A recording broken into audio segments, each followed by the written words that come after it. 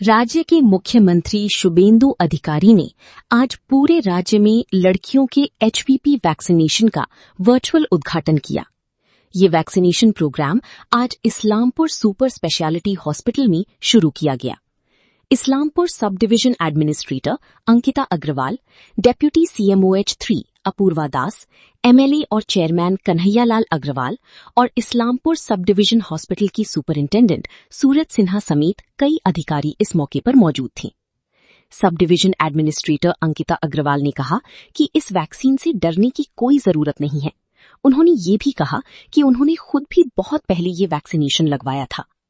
इस्लामपुर विधानसभा MLA और chairman Kanhaiyalal Agarwal ने कहा कि ये वैक्सीनेशन प्रोग्राम भारत सरकार और राज्य सरकार की पहल पर शुरू किया गया है, जो बहुत अच्छी पहल है।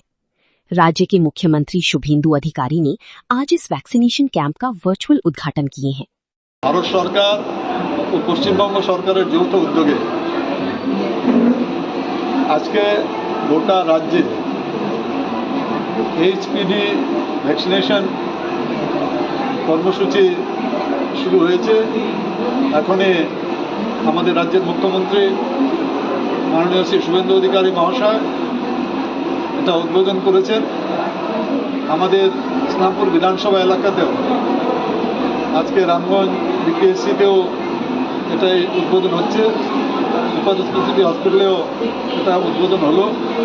যারা বেনিফিশিয়ারিজ আছেন তারা ভ্যাকসিনেশন নিচ্ছেন। এখানে আমাদের महकुमा शासक श्रीमती अंकिता अग्रवाल आছেন, डेप्यूटी CMO আছেন, সুপারও আছেন এবং যারা বেনিফিশিয়ারি যারা নেবেন ভ্যাকসিনেশন ওনারাও সবাই উপস্থিত আছেন।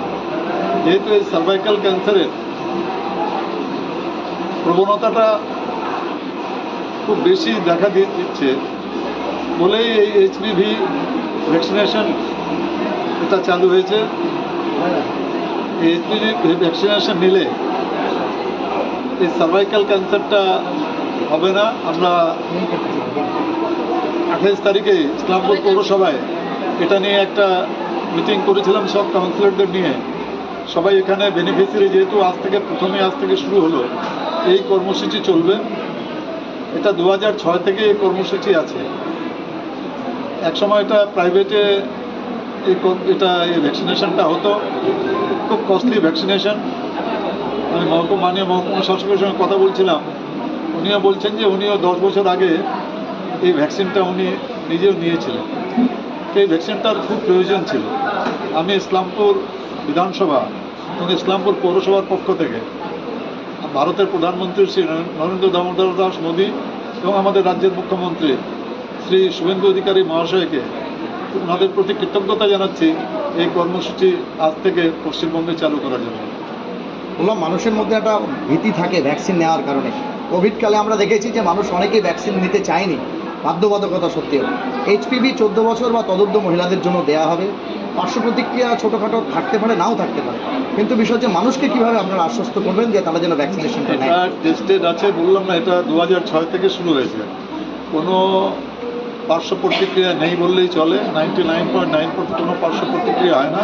তারপরেও যদি কিছু পার্শ্ব প্রতিক্রিয়া হয়, যেহেতু এখানে সুপার স্পেশালিটি হসপিটালে এই ভ্যাকসিনটা দেওয়া হচ্ছে, সেটার সঙ্গে সঙ্গে তার একটা কাউন্টার যেটা মেডিসিন দেওয়ার দরকার সেটা দিয়ে দেওয়া হয়। এটা পার্শ্ব প্রতিক্রিয়াহীন ভ্যাকসিনেশন বলা যায় এটা।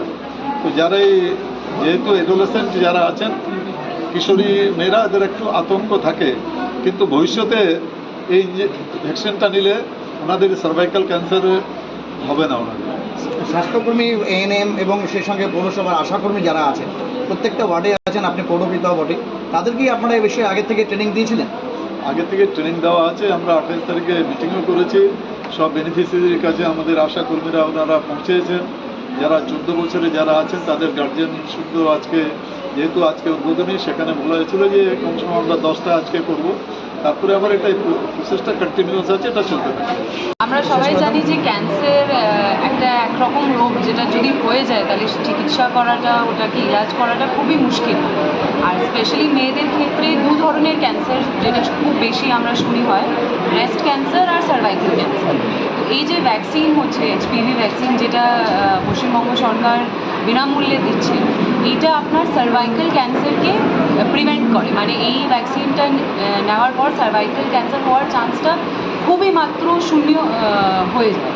আর সার্ভাইকাল ক্যান্সার মেয়েদের মধ্যে সেকেন্ড মোস্ট প্রিভ্যালেন্ট ক্যান্সার, মেয়েদেরকে এই ক্যান্সারটা সেকেন্ড মোস্ট বেশি করে হয়।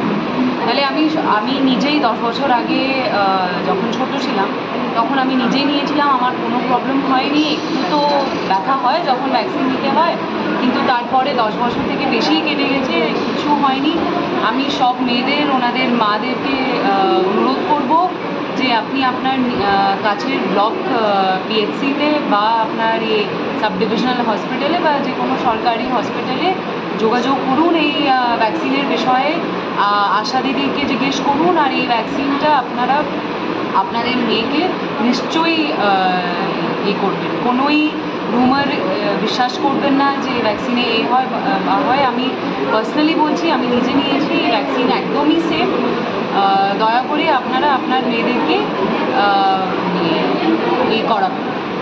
এডুকেশনাল ইনস্টিটিউশনে এই এজ মানে এই এজ ট্রেনটা বেশি থাকে, তো বিদ্যালয়ের যারা হেড অফ দ্য ইনস্টিটিউশন আছেন তাদের কাছে কি আপনারা বার্তা পাঠাবেন? হ্যাঁ, তো স্পেশালি হাই স্কুলে টিআইসি বা হেডমাস্টার মশাইদের কাছ থেকে অনুরোধ থাকবে যে আপনারা এই বিষয়টা নিয়ে একটু আপনাদের খুদেদের আপনার মেয়েদেরকে জানাবেন, ওনাদেরকে আগ্রহ করাবেন, অ্যাওয়্যার করাবেন, যাতে ওনারা এই ভ্যাকসিন নিয়ে আসেন।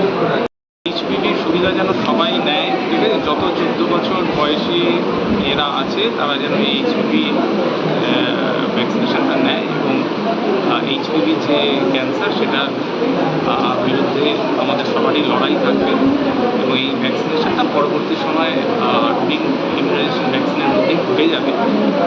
সুতরাং এটার আমি সবাইকে জানাবো তারা যেন এসেই ভ্যাকসিনের ভ্যাকসিনটা নেয়। স্যার, লেখা আছে টিনেজার যারা 14 ইয়ার্স, কিন্তু মনে করুন তার ঊর্ধ্ব যারা আছেন মহিলা, তাদের ক্ষেত্রে কি কর্মসূচি আগামী দিনে চলবে? না, এটা এজ রেস্ট্রিক্টেড আপ টু যার 14 থেকে 15 যার বার্থডে এখন সেলিব্রেট হয়নি সেই অবধি। আচ্ছা, সেক্ষেত্রে রেজিস্ট্রেশন প্রক্রিয়াটা কিভাবে সম্পন্ন হচ্ছে এবং কী কী কাগজপত্র লাগছে? পুরোটাই অনলাইনে হচ্ছে, আমাদের ইউনিয়নের মাধ্যমে দিয়ে হচ্ছে।